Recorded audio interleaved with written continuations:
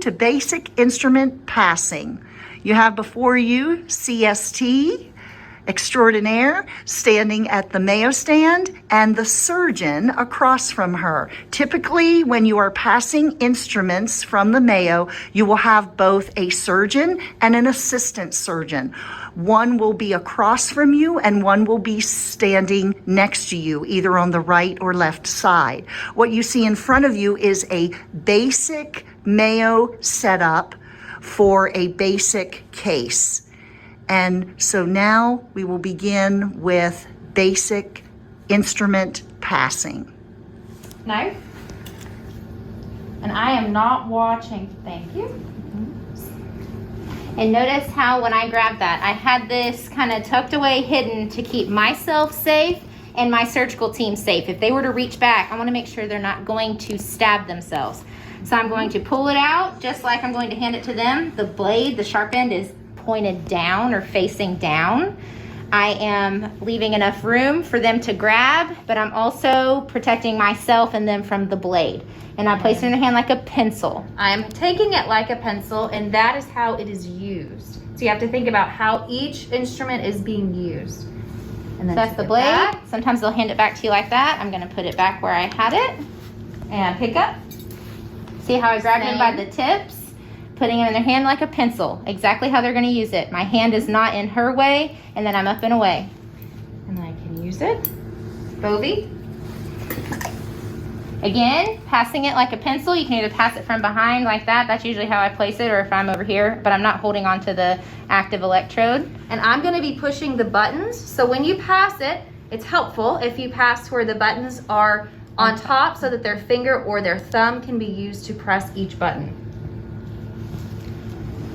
And hemostat. And when I pass a ringed instrument that is curved, I'm passing it where once they have it in their hand and it goes in the patient, the curve is going to be down. So see how I'm putting it in her palm like that? And the curves are now facing down. If she were left-handed, I could pass to her left hand just like that. So see, now that curve is going down in like that. And I would use it left hand. So all you would have to do is just a simple flip. If she has her right hand out, then I'm putting it like that. If I see that she wants the hemostat in her left, all I'm doing right here, holding on to the box lock, I'm just flipping it, just like she's gonna use it. I don't have to switch hands to then rotate it. That takes too much time. So I'm going from, oh, nope, she doesn't want it with her right hand, flipping it, left hand. Okay, retractor.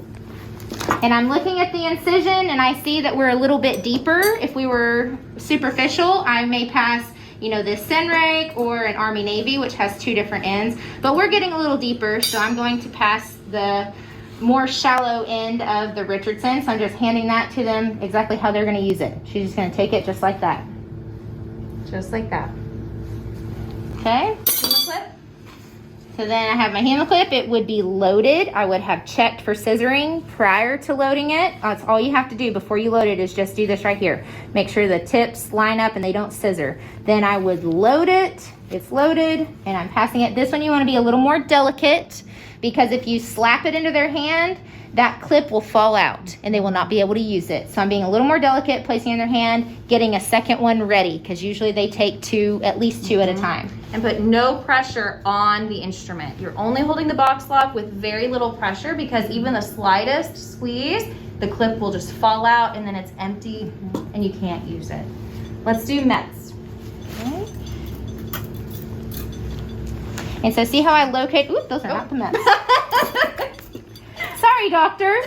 See how I located? I use my other hand. So don't just think you can only use one hand, okay? So I have these on a little roll towel or a foam one. And so I'm using this hand. I can move those out of the way and I'm reaching straight for the correct instrument this time. And I'm passing the scissors with the curve once it goes into the patient facing down. Again, if she were left-handed or wanted them in the left hand, I just have to flip it just like that. Let's do Gelpy. Okay.